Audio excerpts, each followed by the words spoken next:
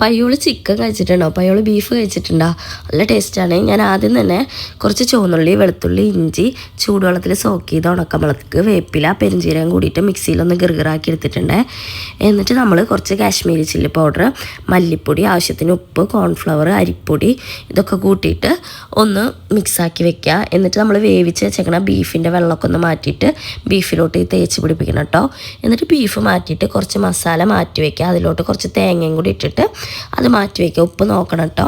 എന്നിട്ട് നമ്മൾ വെളിച്ചെണ്ണയിൽ ഈ ബീഫ് ഇട്ടിട്ട് പൊരിച്ചെടുക്കുക. നല്ല വെളിച്ചെണ്ണയിലാണ് പൊരിച്ചെടുക്കണ കണ്ടേക്കുന്നത്. ഞാൻ അധികം വെളിച്ചെണ്ണ ഒഴിച്ചിട്ടില്ല, ഈ വെളിച്ചെണ്ണയിൽ തന്നെയാണ് കുക്ക് ചെയ്യണത് കേട്ടോ.